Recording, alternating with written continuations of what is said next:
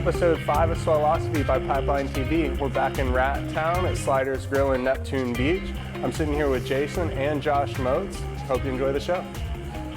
All right, so Jason, I mean, you're kind of a legend here and, you know, all over, if you will, but, you know, I wanted to touch on what it was like, you know, winning those championships, how many championships you've won, what that was like growing up in kind of the peak era of surfing. Yeah, I mean, you know, I've been just really blessed. You know, my dad, JD, Josh's Gramps. You know, he moved here back in the early '70s. Grew up surfing in Miami. Moved up here when he was put in the Navy, and you know, always has surfed. So just won the lottery with him as a dad. As soon as I was born, I was in the ocean. Pop ran the ESA here in 1978.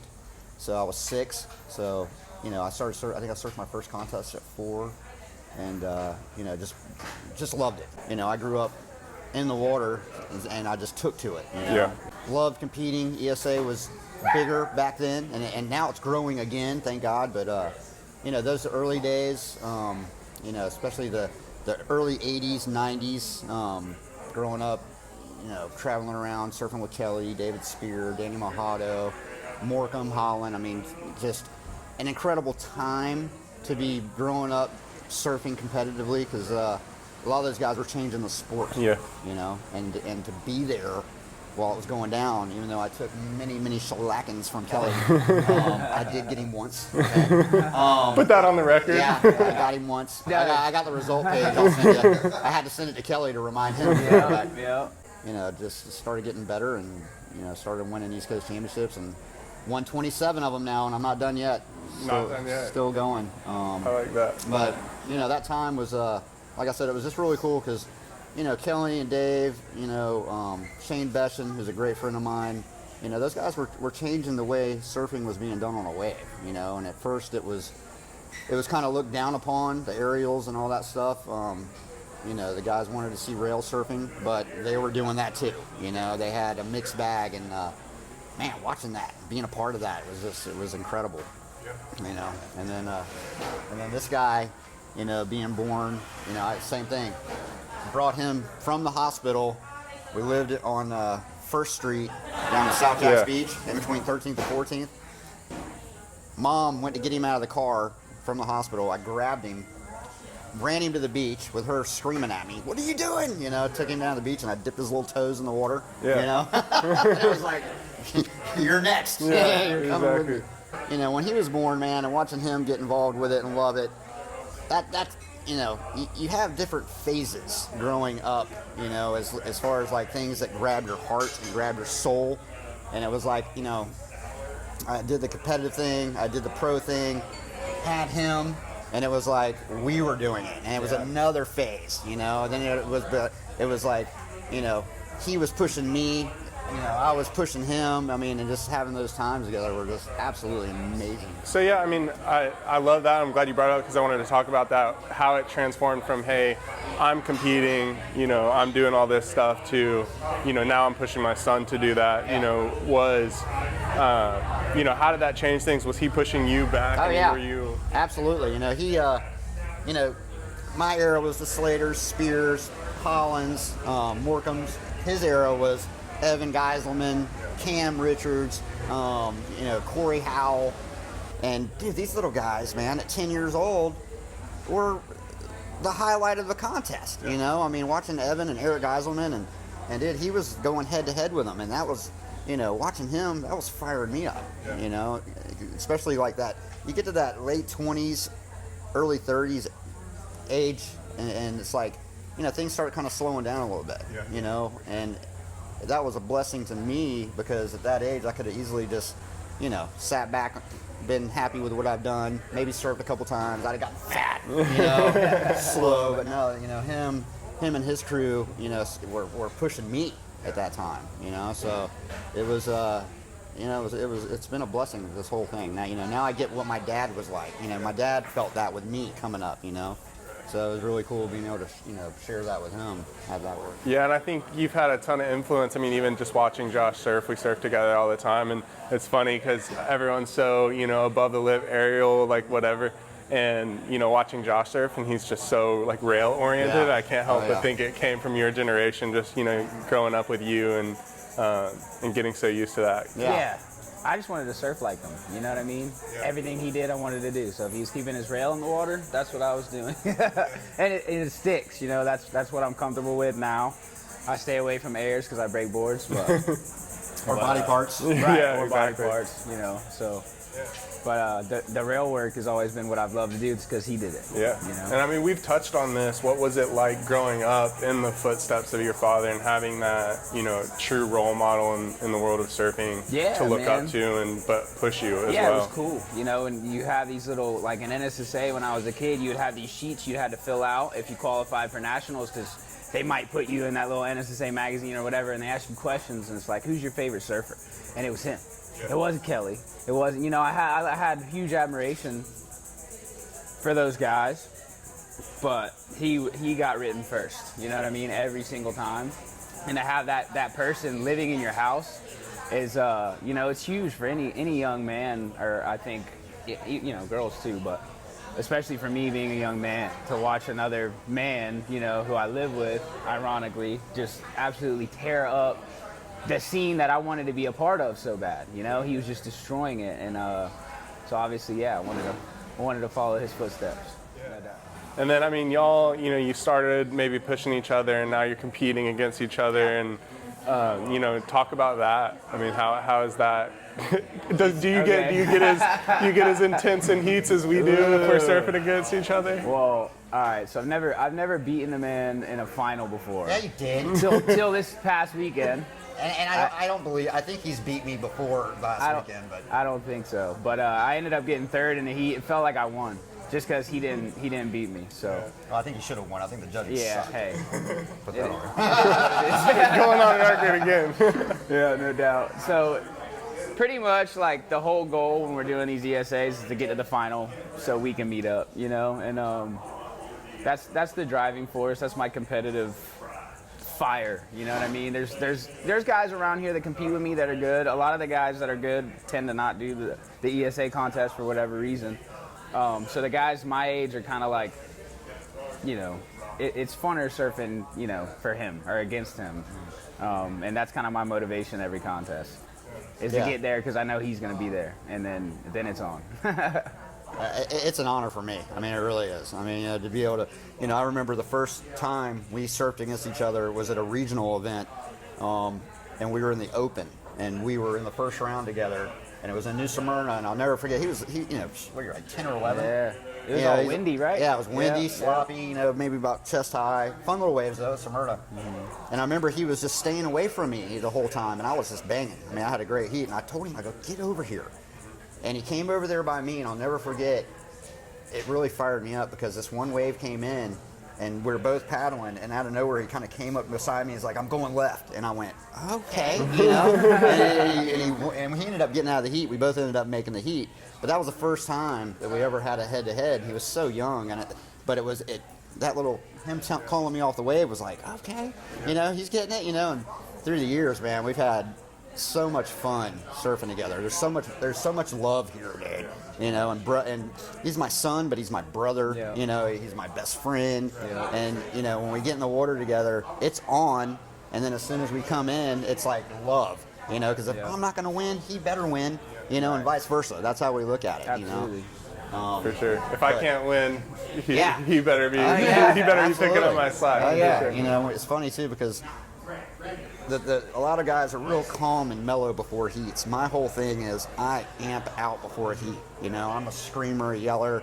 You know, and before we paddle out, you know, I'm there, I love you. We're screaming to pound our chest, and we get out there, you know, and it's a lot of fun. It really is. All right. Well, we're gonna take a break, and we'll be right back to talk some more with Jason and Josh.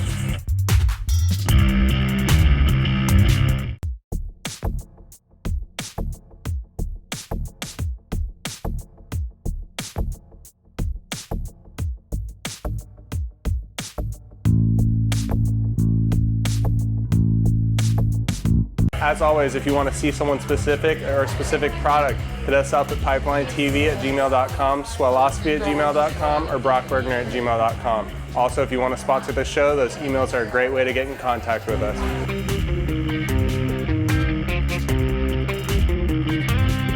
Hey guys, welcome back to Swellosophy. We're in Rat Town at Sliders with Jason and Josh Motes. His surfing, man, in the last couple months he's blowing me out of the water. I mean, he really is. We had a session a couple Monday nights ago with Isaiah Swell, and he came paddling out, and I was on, and I'm looking at him, and he's blasting these turns, and I'm like, 2020. I saw some shots from that session. Smoking my 2020. smoking my 2020 right now. There you go. But yeah, no, it's I love seeing it. He makes me proud. He's living so good and so healthy, and he's surfing so good, and he's helping me every day with my camps, and the kids love him. I mean, something about my dad, me, and him, we just have a connection with children. I mean, we can really relate to kids. We're like kids ourselves, but yeah, in the water, we're really good at making every kid our best friend, and showing them the time of their lives. And dude, he's been amazing as a partner for me. Helping me through the summer.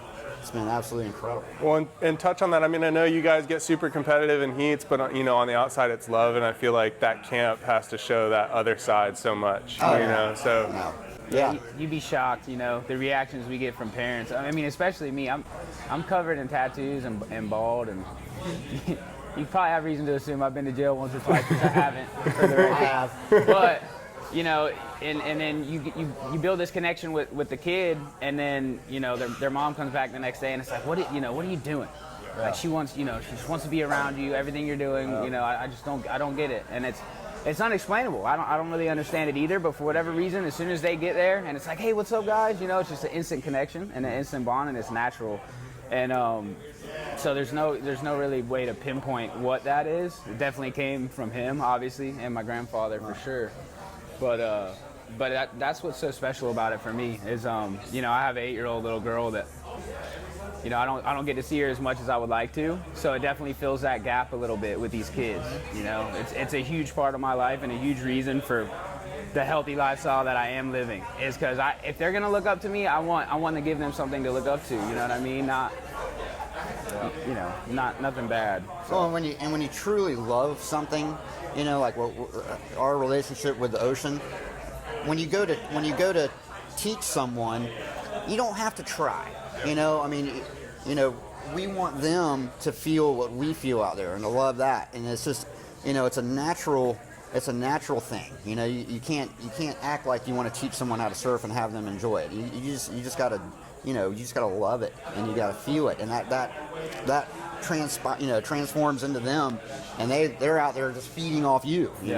Every time these kids get a wave, especially like my advanced group, there's an awesome shot of Josh a couple weeks ago. One of my advanced kids, Ethan Robertson's dropping into a wave and doing a big turn, and Josh is on his board, just hands above his head, screaming, and that's that kind of passion. And when a kid feels that, and sees that, I mean, dude, it takes them to a whole nother level. It makes them feel so good about themselves, and their confidence goes through the roof. And that's what once they get confident in the water, dude, look out. Yeah. It's game over. Yeah, they're on. Absolutely. Not to switch up the subject too much, but I want to move backwards a little bit. I mean, you have all those championships. You've had an amazing career, and it's certainly not over. But, is there something that stands out to you, a moment, a surf trip, doesn't have to be a competition, or maybe it is, that just really, like, when you go to sleep at night and maybe you're down on, the flat waves we've been having for 2 weeks, that just, like, keeps you going, and, what's, like, a highlight maybe? Yeah, I mean, a lot of my best experiences in and out of the Jersey have been something to do with him. I mean, like, I've won a lot of titles and stuff like that, and they mean a lot to me, but the ones that he was there, or if I did something that blew his mind, those are the ones I remember. There was one contest that we did down in Smyrna. It was an NSSA, and I used to do Explorer men's even back then, and I was supposed to be in Masters, but they let me surf down, and I had a final with Eric Geiselman, Jesse Heilman, Travis Beckman, I mean, like, Michael Dunphy, all the guys that he was looking up to, they were a couple years older than him. I won the final, And Oh, I'll it was never huge, forget- wasn't it? It Yeah, was big. waves were smoking it, but then it was real big overhead, and I went outside and caught a couple bombs. But I'll never forget because it was the end of the contest. So everybody's kind of breaking down, and they really didn't, those what they consider district level events, they don't really call out results and all that. And I'll never forget him coming up to me and going, "You won. Dad, you won. You beat Eric," and I was like, "All right," I was stoked. But the dude, his the way he came up to me with that, it meant the world to me, and I'll never forget it. And then there was another time when I'd always told him about Kelly and me being friends, and there was a time Kelly came in town, and he was just a little guy, and I was like, "Hey, we're gonna go up here and get Kelly's autograph," and he's like, "Okay," and he's all stoked, and I get there, and right when Slater sees me, he's like, "Motes, what's up?" And dude, Josh is like, "Oh my God," I'm like, "Yeah, man." And Kelly came over and was talking to him, and there's a line around the building, and he's like stopping what he's doing to come over there and talk to Josh and hang out with him, and that was another, that's another one of those moments, man, that just the joy that he felt, at those times. Yeah, you don't forget that. The GOAT says your name, or your last name, you don't forget that. That's something that'll stick forever. That was really cool. For sure. Yeah, that was cool. And then there was one more time, I had a rivalry with this guy, Pat Emery, from, I think he's from somewhere up in New Jersey, Ripper, really good surfer. And Hatteras was really big one year, and it was the first year I had brought him with me to Hatteras. And we were in the final, and dude, Pat was smoking me at the beginning of the heat, and then I think I needed like a high 7, and I had this really good off the top layback thing that I made, and I got the score, and I came in, and dude, this little guy's running up the beach because they were announcing scores as you were in the water. Yeah. So I didn't even know I had won yet, and he did. And he comes running up to me, and he jumps in my arms, and I'm like, I throw my board to the side. I was like, I'd say those are the 3 moments that, like you're saying, waves are flat, I'm crushed, I'm going to bed, what do I think about? That fires me up, that right there. Those 3 moments, man. Yeah, that Hatteras heat I remember specifically because you did that layback. That you tried and tried and tried, and I would watch them fall, like in free surf sessions. And I guess, would you grab your board, you grab your inside rail and pulled himself up. So I'm thinking in my head, like, he's got to do one of those laybacks, right? When he catches a wave, he blisters it, and at the end, he goes to the layback. And it was like the slowest 3 seconds of my life. Like, he lays back, and I'm like, he's in the white water, I can see his board, and he freaking pops up, dude. And it was like, I had got stitches in my head that year.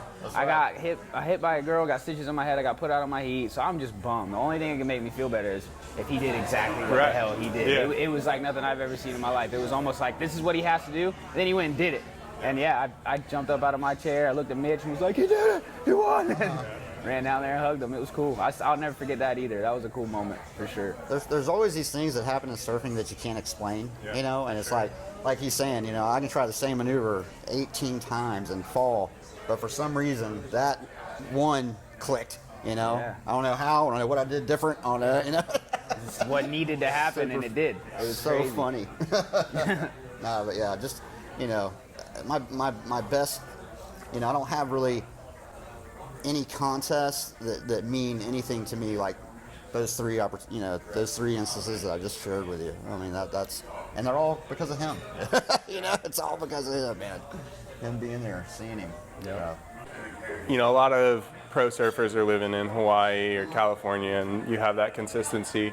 For someone, up and coming, if you could talk to Josh, or I'm sure you said it, but 15 years ago, 10 years ago, what do you think the most important thing for people in this area to do to make sure they're relevant, to make sure that they're staying on top of things? I mean, we constantly put out good talent out of Florida. What do you think that you have to do in Florida to make that happen? If you're gonna compete in as many contests as you can. I don't care where the contest is. You got to stay. There's all kinds of good surfers in this area, especially that dabble in competition. But man, if you're not staying in contest shape mentally and physically, you're not going to do it. I don't care how good you are. I mean, you're going to have slip ups and stuff. So, like I coach the ESA All-Star team. And the biggest thing with those kids is like, I tell them all the time, I don't care if it's ESA, NSSA, pro events, local, whatever it is, surf contests all the time. Always be, compete as much as you can. And then another thing is travel. Get out of here. You do your training here, And then when you go from our waves to a wave, like we take the All-Star team to Hawaii every February. Dude, watching those kids go from groveling this stuff to a wave that pushes back, it's phenomenal how good they surf. You know, so, you know, if you're gonna be a contest surfer, you've got to surf contest as much as you can. If you're gonna go, you know, just be an incredible free surfer, I mean, you know, which is awesome, just surf, you know, travel. Get out of here. You know, if you're here, surf as much as you can, but save up those pennies, man, and take a trip. Go to Costa, go to California. I don't care where you go. Just go, you know, go somewhere where you can get in some really good waves, and dude, you just excel so fast, you know. Yeah, for sure. So, kind of changing gears again. I know y'all do the surf camp through the summer. Are y'all just keeping that rolling with everything going on? And yeah, I mean, you know, I was telling Drew, I was busy for spring break. I've got an advanced group of kids that I work with year-round here locally. Spring break came, we had so much going on, and then COVID hit, and they shut schools down right after spring break ended. The first week that all that went down, I mean, I didn't call anyone, I didn't attempt anything. I just figured, you know, hey, look, this is crazy. Everybody's on lockdown, no worries. 1 week later, my phone is ringing off the hook with parents going, look, dude, take my kids surfing. I'm like, he's driving me crazy. Just get him in the water, you know. And I told him, I was like, okay, look, this is how I'm going to set it up. I'll be at the beach, have my tent. It's going to be a group. I'll do my best to keep them separated. But, you know, there's going to be other kids there. You know, I'll make sure they're not touching on each other. I'll do what I can to, you know, monitor what's up. I'll keep them in the water most of the time. You know, and ever since then, man, it's been blowing up. And then, you know, Josh, you know, came and helped me, and dude, all summer it's been nonstop. And I just driving over here, I told him, get ready, man. We got a big week this week. Yeah. You know, so the next, so and then a lot of kids too now, because of all this, are doing virtual school, homeschooling, stuff like that. So I don't see an end in it right now. I mean, I was telling him the other day, man, I can keep you busy. You know, as long as I'm busy, you're going to be busy. You know, so it's snowballing. You know, we're keeping kids in the water and having fun, and you know, it's been awesome. Yeah. I hate to say anything awesome about COVID, because there's nothing awesome about COVID. But if you're in the surf, you know, training business or surf camp business or surf lesson business, you've had your best year ever, and you can't deny it. Yeah. You got to do it. You know, take advantage of what you can, I guess, and look at the positive side of things for sure. You know, speaking of that camp, touching on that camp a little bit, you know, none of that would be possible without our sponsors.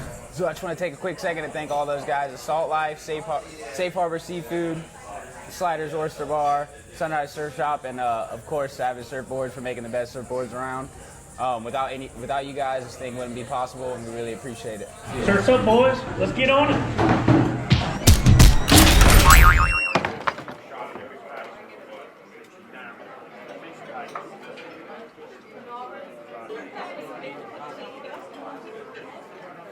Well, guys, that wraps up episode 5 of Swellosophy by Pipeline TV. I want to thank Jason and Josh for coming to sit down with us, and I want to thank all y'all for coming and checking out the video.